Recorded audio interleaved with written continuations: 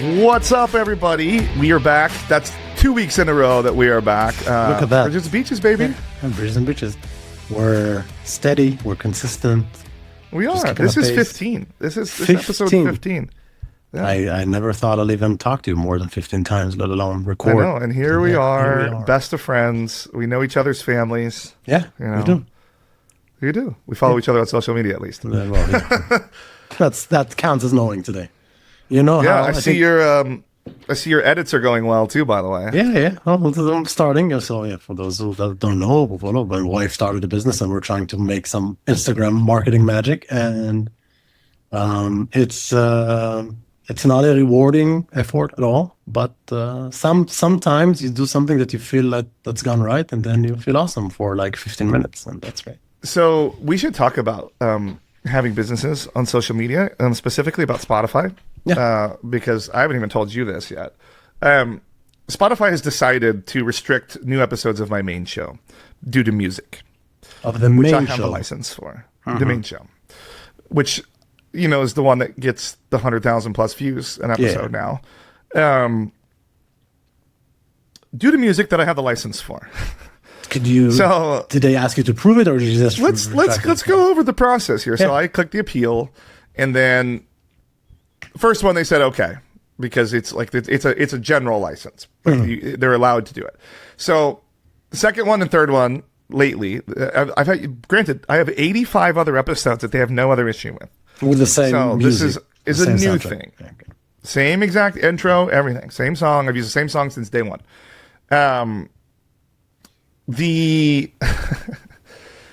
So I clicked the appeal. First one I won. Second one they said no. So I went to the publisher.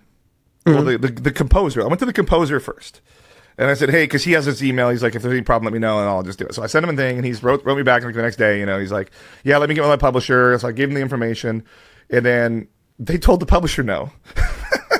So he wrote me an email. It's like, "I authorize this use of my music." So I sent it to my infringement thing. And they said no. I literally had the guy that wrote the song and his publisher go, and they still said no. So, there's two tickets. But who do they need to approve? God, apparently. Apparently, God has to come down and tell them. Well, just I'm allowed to use this music. Because the publisher who owns the fucking rights to it isn't enough, and the guy who composed the song isn't enough. So, I wrote back, and I was like, well, fine. I was like, I don't get a lot of views from you guys anyway. I'll just stop posting new stuff there and put links to the other distribution channels on there. So I deleted my About Me on the podcast and just put YouTube link. Spotify's restricting it, even though I have the license. Use YouTube, put the link to YouTube. Apple, put the link to Apple. The next day, they unblocked him. Apparently being a dick is the old, and I it sucks because I try to always be nice at first. Yeah. But lately, I would say the last year, the only way I've been getting anything accomplished is by being a dick, escalating. Yeah.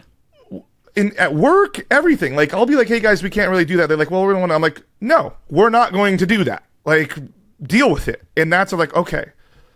So it's so frustrating when you try to do the right thing.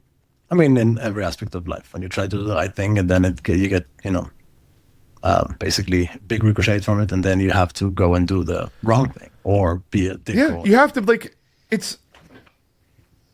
I don't know if killing him with kindness works anymore. I think you have to kill him with anger. Yeah, I mean, violence. You do them both. Violence. The culturally, the society I grew up in is very much about not being the dud in the table, not getting, just no one pulling tricks on you. You shouldn't be the guy, the sucker, the one who overpays. So in most engagement, yeah, in most, but it's a cultural thing. So you always think someone's out to get you, and the problem is, in some cases or in most cases, they probably are. And then you always are. Let's jam on that a little bit, because that, I think, to your point, is it's different than how I grew up. Is because Oregon, the Pacific Northwest specifically, is a very neighborly, helpful, probably not anymore, because what happened is, the divide between left and right has poisoned everybody's minds. I've heard of that. And then obviously big cities in Oregon, Portland and even Salem and Eugene, have a lot more liberal folks, and then there is the rural areas, which is like the farming, which is surrounding all those that are far more conservative and MAGA, as the world is saying these days. So the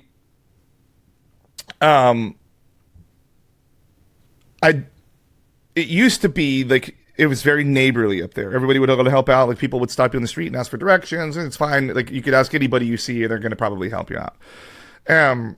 I moved to LA, and obviously that's not the normal thing. We've talked about that on the episode with Cambria. That's not normal. If people talk to you, it's like, why are you fucking talking to me? That's that sort of thing. But there was a lot of just trust that everybody was trying to do the right thing for the good of humanity, I feel like, when I was growing up in a more rural environment. Not that everybody was trying to pull a fast one. Now, obviously, used car lots existed, car salesmen existed. Yeah, I mean, there's always... Insurance salesmen existed, financial advisors existed. So those were always things where they are trying to pull a fast one at all times on you. But for the most part, like... it's even gone broader since COVID, I think, into... And I don't crucify people. Bear with me through the end of this. Trades. Like plumbers... like window folks, roofers, and all of that. It seems like even a garage door repairman, like they're trying to just get more instead of trying to be helpful than they used to be. It's like a newer thing. So I would say it is, I guess I am aware in seeing it more than how I grew up. Is like people are trying to get more out of their neighbors than they used to, than to be fair out of their neighbors. I know exactly what you mean, and I also want to correct something. It's not that I grew up in a dog eat dog society. The culture is very much friendly, family. You support everyone, at least your side, right? That's I think kind of what you're saying, right? But there is this thing about you always have to negotiate. You always have to get the better price. You always have to get like the best thing, and what you're describing is very similar to the parts of the culture I come from that I'm allergic to, right? Always trying to make sure you get paid as much as you want before you actually do the thing you said you would do. And then it doesn't really matter what you're going to do because you got the price you needed. So I think that's why, like, like on trades, they kind of did like you can only take like 10%, as a down payment, and blah, blah, blah, blah, blah, to try and get people to actually come back. Because if you pay the whole nut up front, like what incentive do they have to actually come back, or they'll take their time doing it, Of course, if you pay them by the hour, of course. But that's kind of the thing. So the way I see business agreements is you agree on everything in good faith. And I think some people, and it's the same with trade, it's same with software distribution. We both part of that. That people look at the contract as a map of loopholes, and I'm going to do everything I can to make sure I'm tying the other side's hands to not do whatever it is they think they might be able to do at some point, instead of just agreeing in good faith to just provide the service, get the payment. And this, it's, to me, it's tough living in the world like that when I feel like I can't trust anyone. I think about in the future, having to build a house, having to trust a contractor to negotiate with providers for you. It's, I don't even have the money for a down payment for that type of a thing. And I'm already getting like hives all over my butt, just thinking about these conversations and what that entails. You know what I mean? It is, I was thinking about it the other day again too, as I was like bringing the garbage cans in, is like there's a lot more that goes into owning a home than like I think most people realize. But one of the things that the same thing goes with a car is constant maintenance makes it so the big shit doesn't break. Like just keeping things clean, and it means talking to a lot of providers and mechanics. Carpet cleaners. Like I had to go through a couple before I found one that was my old school, honest, like the price is the price type guy, and it's super reasonable. And now that guy comes every 6 months and cleans my carpets. Like, is it overkill? Maybe, but I got a dog now, and I like clean carpets, But that's one thing too. Is like I feel like some of these things has become so like one transactional instead of like I'm going to use this guy for many years now. So he could have came at me with a $500 quote. And then I used him one time, but he came at me with like a $290 quote, and now I he's going to get business for years, you know? And it's going to go way beyond that one-time nut. And you talked about small businesses, and of course, my wife is starting her own business now, so we talk about it a lot. Especially at the early stages, the consistency, the ability to provide good service at a reasonable price, in a manner that would make your customers want to come back again for the rest of their lives.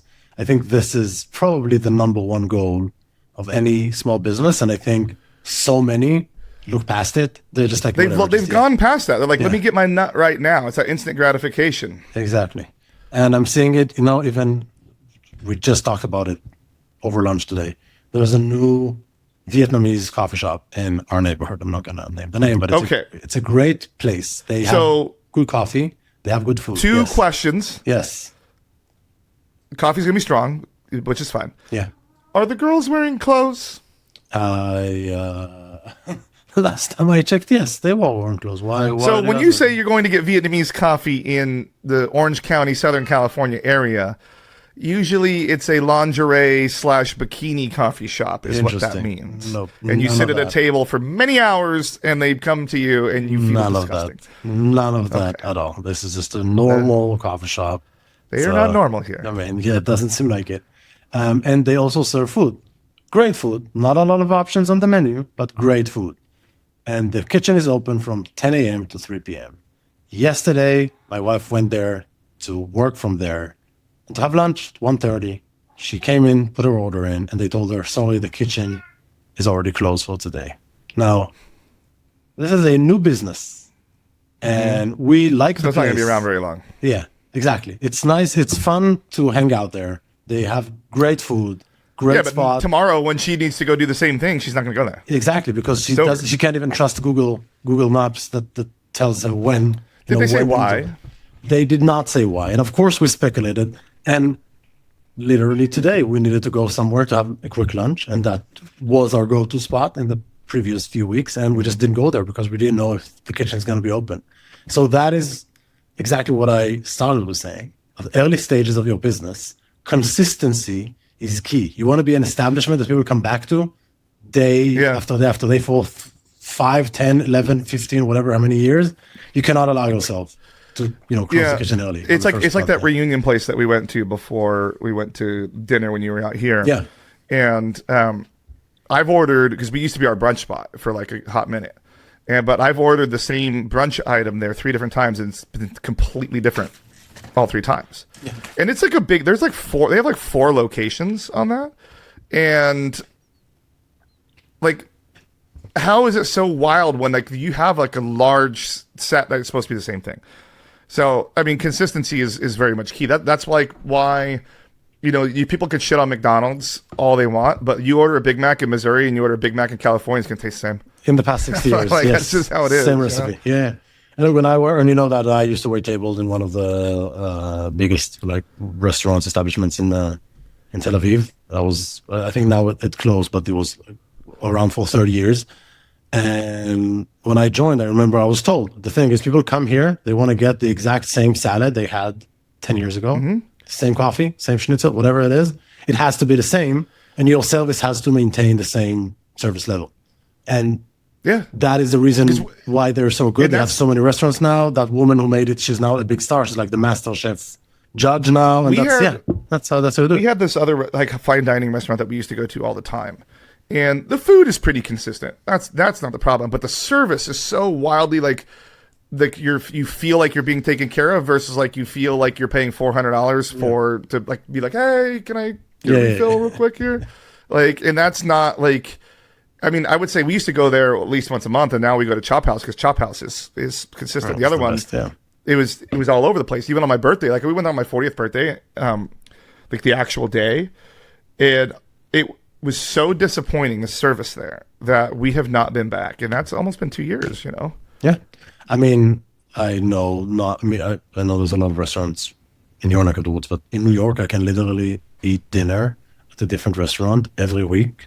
And for probably 20 years, never step in the same place twice. So if I go to the place I like, it needs to be similar to what I experienced before. Because if it's not going to be that, I'm just not going to come back. Never going to go back. Yeah.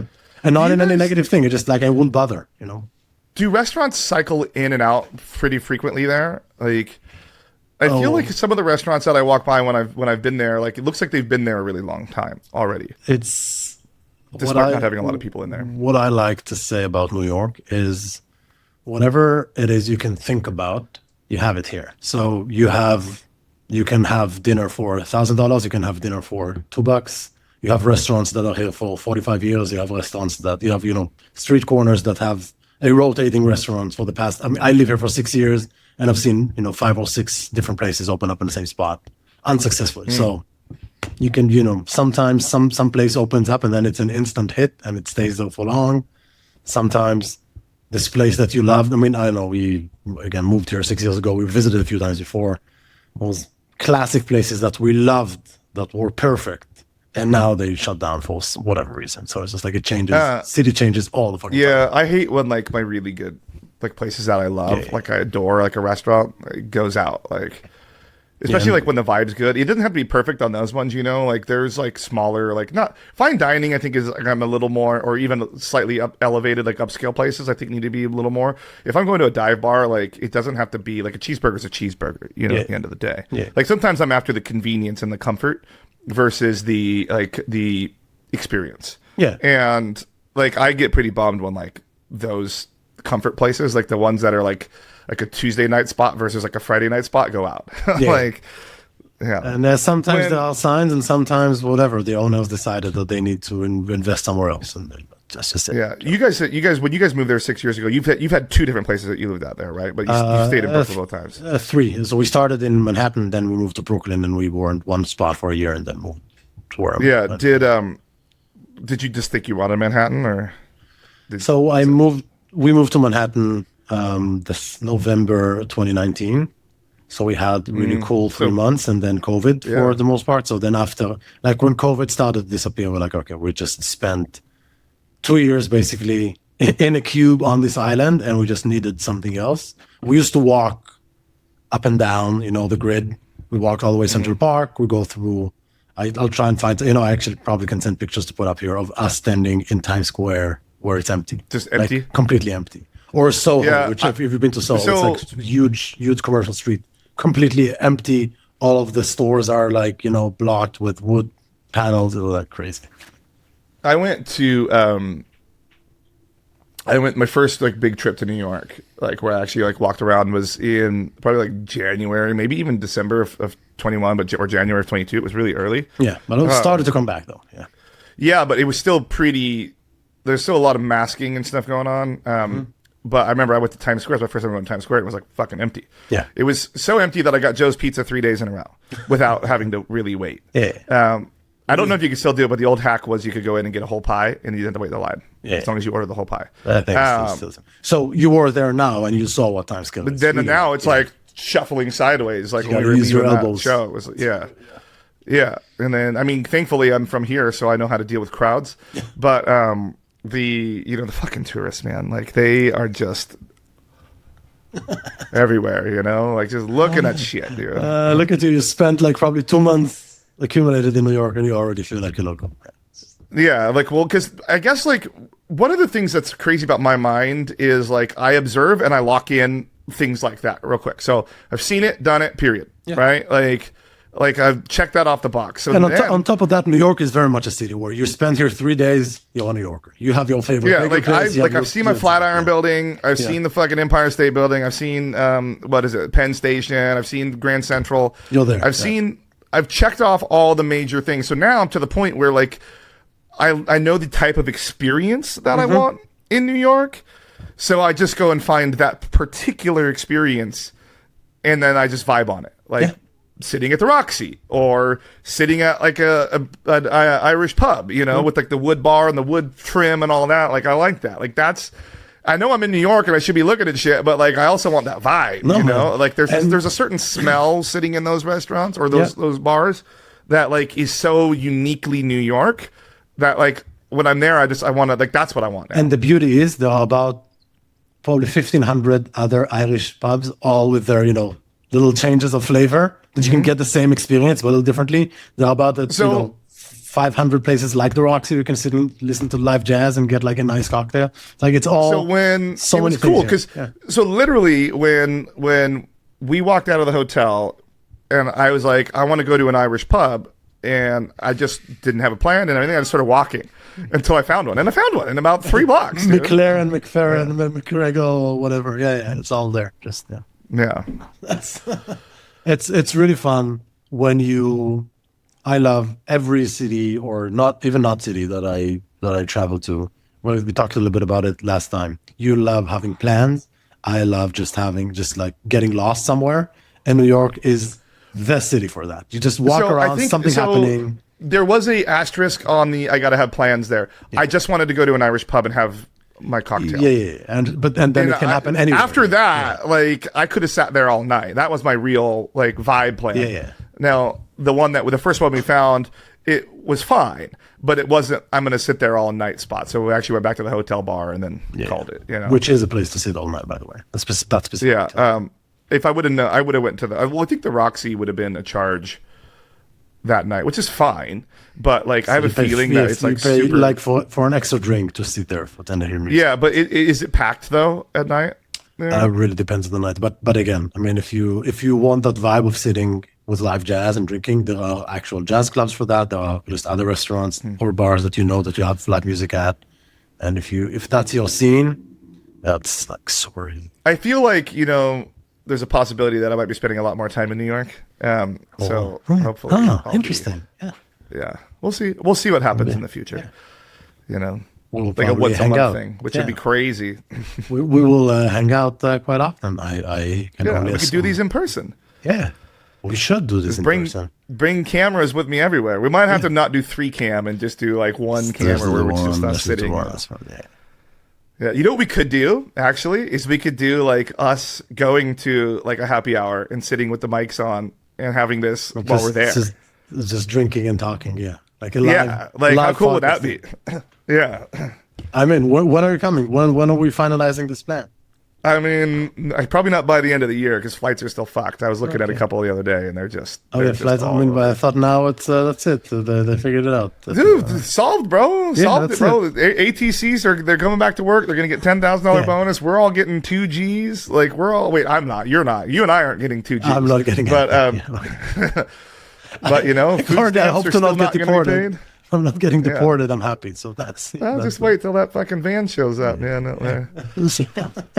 I saw when I was there on Canal. They were there. You saw it, really? They were there. Well, I think now we're feeling the National Guard is going to come in now that we have on air, but we'll see. We'll see how that evolves. He's going to deport. He's going to uncitizenship your mayor. Exactly. Right, and then denaturalize him, and then send him packing back to where are they sending him now? Ghana or some. What's the random? There's a country in Africa that they're sending. There's specific under this scenario too. Yeah, while we're talking, let's just keep filling dead air here while I try and find out specifically which country in Africa that they're doing. But the important things. Have you seen? Speaking of interesting interactions, have you seen the president of Syria coming to the White House this week and their exchange around the perfume and how many wives he? I did not. It's Eswatini. Eswatini? Is that a country? Is that a region? Swaziland, Kingdom of Swaziland? I don't know. Swaziland, Southern African country. That's Swaziland is a kingdom, and I'm not sure if it's still not anymore. Interesting thing in Swaziland, it's not a kingdom. This is the new name. Swaziland is the new name. Oh, it's Swaziland. No, that's so the kingdom of Swaziland. While it was the kingdom of Swaziland, they had a king, and up until very recently, like 15, 20 years back, there was a tradition that every year the king gets to choose another wife from all. I'm on board with this. All of the women of the country or of the nation who wants to be part of it, I believe. Okay. We can Google that later, but I believe that it's only open for virgins every year. They stand obviously for the king, and they do like a It's because he doesn't want to get the AIDS, which does have a little bit of an epidemic over there. Well, you can get it also at birth. So they basically stand. I don't know if it's fully naked or only top off, and he gets to choose a new wife every year or something crazy like that. I was up until 20 years ago. The king of Swaziland got to do that, but apparently they're not Swaziland anymore. So yeah, so I'm trying to go through. I have probably a random fact about. How did you know this? Because I've never even heard of this place. I have a childhood friend of my sister used to go there for an international school. Like she moved there. 90% Christian. That is crazy. Yeah. 90% Christian. It's more than the Vatican. Yeah. So it's also known as the Kingdom of Swaziland. But so it's Eswatini, formerly the Kingdom of Eswatini, also known by its former official name Swaziland, and the Kingdom of Swaziland. Next to Mozambique. I'm trying to see when the name changed, because they don't really have. Jesus, what are you listening to? Some fucking Metallica over there? Something opened up on my phone, which was not intended, but I think it was Metallica. 2018 they renamed it. 2018, okay, so recently. Yeah, the king, the Mswani III, renamed the king, reflecting the extent the Swazi name of the Eswatini to mark the 50th anniversary of Swazi independence. Eswatini means land of the Swazis. Swaziland, that in the Swazi language. That actually is right. Huh. How old is this king? So, but wait, did you read about the thing? 1986. 1986 is when he rose to power. And that's the guy that chose a different wife every year? The same person? So, what does he do with the old wives? Because that's the thing. Because you can't have, like, what do you mean 40 you can't? wives, bro. Could you imagine the chores you'd have to do? He's the king. Like, so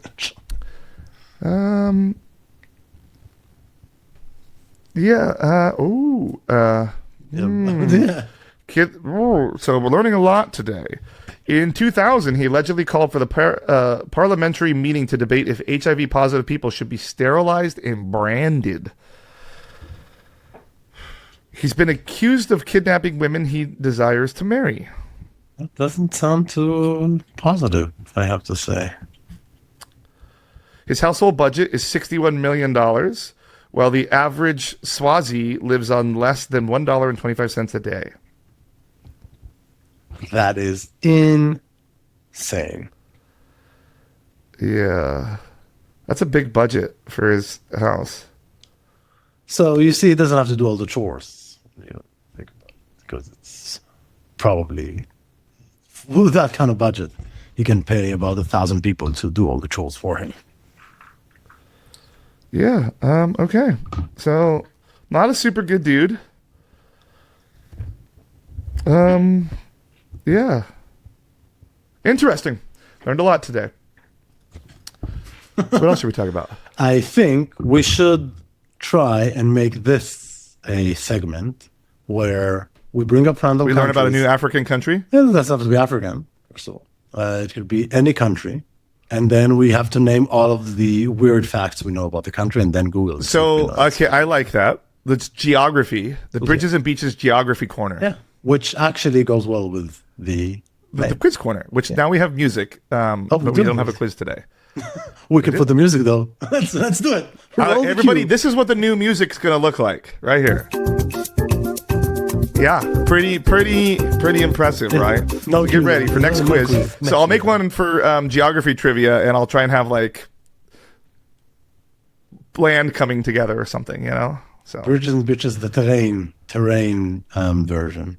So wait, yeah. So we'll go back and forth. You pick one, I pick one. You know, but we need to have like it randomized. But do we pick countries in advance and then we just learn about them for a week and then spit out everything we learned about, or we just it has to come like a book report, like a podcast book report? No, I don't want homework. That's not what I needed.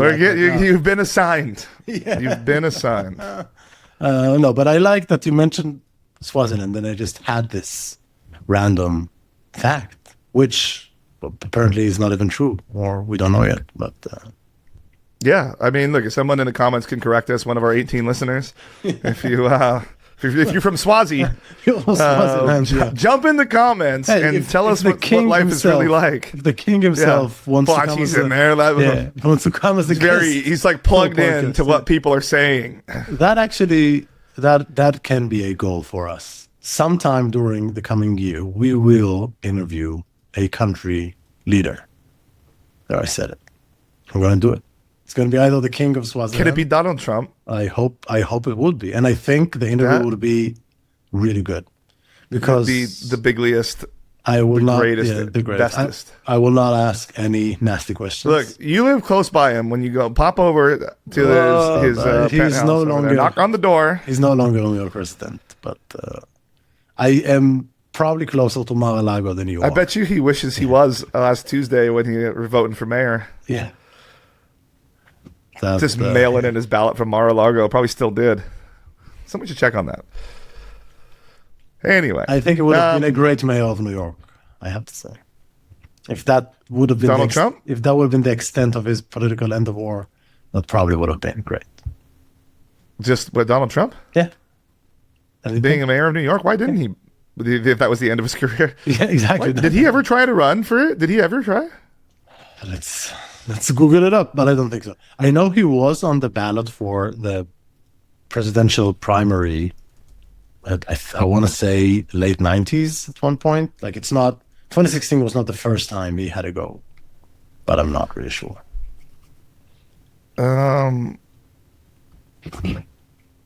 No, he never ran for mayor. He only has ever run for presidency. Yeah, good for him. Very interesting. Good for him. Yeah. Good for him. I mean, look, if you're going to aim high, you might as well go the highest you can aim. And then to get it, bro, twice? Two different times? Doesn't happen a lot. But it did. I try to think about everything that's happening right now in life, including, some things in my personal life and in the world. It's like, I don't know, the writers have just gone completely bonkers. They decided to jump the shark in every single storyline, and okay, that's just the world we live in right now, I guess. Yeah, I mean, I really don't the thing is, I just log into the news every day and I'm like, that's fucking crazy, and then I'm just like, the next day I'm like, that's fucking crazy, and then I just move on because it's gonna just be crazy tomorrow too.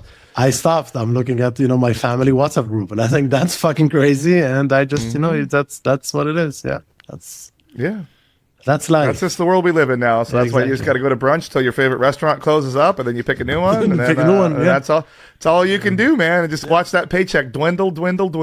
Yeah, exactly. If you're lucky enough to have one, that's also important. Yeah. Well, I switched my whole paycheck to Argentinian dollars, so we're gonna be rolling it because I heard that we're pumping that inflation, and it's gonna be that currency. And it's gonna be great. Well, that's a trick. Actually, annoyingly, yeah, they give you about 5 or 15 trillion Argentinian dollars. On my paycheck today. I'm sure they did. I actually read that the US dollar is back to be the strongest currency in the world. Is it? So it's annoying. No more joking about politics aside. For my particular business, my day job, that is not ideal. Because we do deal in mostly foreign currencies and foreign countries, and when the dollar is weak, our profit margins are a lot higher. Of course. So, yeah. But it's okay. We're doing fine. I mean, also, again, you're getting monthly or bi-weekly payouts. You also want the dollar to be as weak as possible before it goes up again. Yeah. Yeah, so my money just stretches. Yes. Just stretching my dollar bills. Yeah, my Argentinian dollars. Argentinian dollars, yes. Is that what they call them, pesos? What do they call their money down there? I want to imagine pesos, but that sounds racist to me. Yeah. It is a peso. So you look at that. It's pretty safe that most of the currencies down there are. Yeah. It could have been a lira or whatever. Yeah, let's see. Now, look, this is just such a phoned in episode right now. How many countries use pesos? 8 countries. That's peso. Yeah.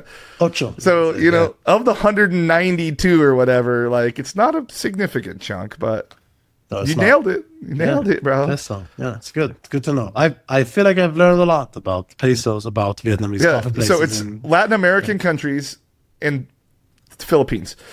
the So Philippines they're use saying the peso. so initially the peso was produced in Spanish Latin America in a rapid and simplified manner by cutting off a lump of silver of proper weight and fitness. So I mean was pretty standard. So yeah, it was like it's like they made it for those places. Huh. Interesting. Yeah. Yeah. The more I you mean, know, the more you know. Yeah, I don't know if this is ever going to help me out a lot. Random dinner parties. So, bro, we were all over the place back in the day when the world was a free for all back in like the 1700s, 1800s, man. Do you ever crazy. feel like you were born too late into that? Oh no, I definitely feel like I was born at the right time because I get to appreciate and enjoy technology, but also got to like have fun in the analog era. Yeah, there's some of it. Yeah. Yeah, like I got to grow up not being on a phone and like being a kid not being on a phone. But now when I'm old and tired, I get to use the phone to do the heavy lifting. Yeah. You know. I think about it a lot with my kid, obviously. You know, music is a huge part of my life. I have a song in my head all the time. I listen to all music. And the fact that you would never know what it means to not be able to hear the one song you're looking to hear right now. Like I remember when Californication went out, and before I got the CD, I was just binging MTV, hoping, Waiting for that? waiting for Road Tripping to come on, and they had like a nice acoustic, whatever video of like three of them. Dude, the playing video guitars for Scar Californication Tissue was on that record was so good. without driving out. Yeah, so all these songs. So I love that record as a kid. Still to today, it has a sentimental about it, and the thing like that you can't hear the song you want because you don't have it unless you go and buy it. And now my daughter, she's like, I want this song, and then that song, and then this, and like she remembers Baby Shark something all day. yeah. So it used to be Baby Shark. Now because I'm a huge jazz head, she's like all crazy, and she's like, she wants to hear Frank Sinatra because I'm obsessed with some of his tunes. So It's almost I do Sinatra on Christmas. Yeah. So I sit out with my fire pit and my Buffalo Trace until like 1 a.m. Funnily enough, my daughter's favorite song of the corn era is Feliz Navidad, or Jose Feliciano. And unrelated to Christmas, she likes it since last Christmas, so sometimes she'll just ask for it in August. Let's I'm curious, wrapping up. Are you guys going to do Christmas in your house this year? Do you do Christmas? We with her? do not do Christmas because we're not Christians, so we don't. Well, celebrate yeah, but I Christmas. just didn't know you're going to put a tree up or any of that. I don't know. We don't do that. It's like, it The was biggest fucking menorah you can find and light some candles. No, we Spin a have dreidel. we have a menorah and we light candles. Not every. I mean, you're supposed to do it for 8 days straight. We don't do it every day, so You get about usually 4 we in, go- and then you're like, fuck it. we go to friends' house for like an event. Usually it's coupled with a dinner. So we have a few friends that we go visit. But yeah, Christmas we don't celebrate. It is interesting because Halloween, which is a Christian holiday, is very much an American holiday as well. So Yeah, and, I like told you that- the story about the neighbors, right? Yeah, that I tell you you just this? had to. What the hell? Yeah, I remember. You had, I think last time we talked about it. Like the random Australian that came over and was like just at the Airbnb at the end of the street and then came to the party because he wanted to experience American Halloween Well, you did not. and then tell just me that partied in the story. garage with us all night. Well, Australians. I didn't tell you that threw story? No, but Australians threw Yeah, out no. the party, So I'm okay, well we surprised. wrap up. This is the end of this one here because we got to go. But no, like neighborhood had like 500 kids in it. It's crazy. And there's one Airbnb because this city restricts Airbnbs, which is the right move. One Airbnb, it just happens to be kind of at the end of my street and then across the side street kitty corner. And so I'm sitting out there, I have my table, I have my music going, I have like it's like the Halloween music, and then it's got my candy, and this lady walks up to me and gets real close. And she's probably like 30, And then she's like, "Oh, nice house, mate." And I was like, "What?" And then like just kept saying it, and I just turned around, I'm like, "Are you fucking with me right now?" That's literally what I said.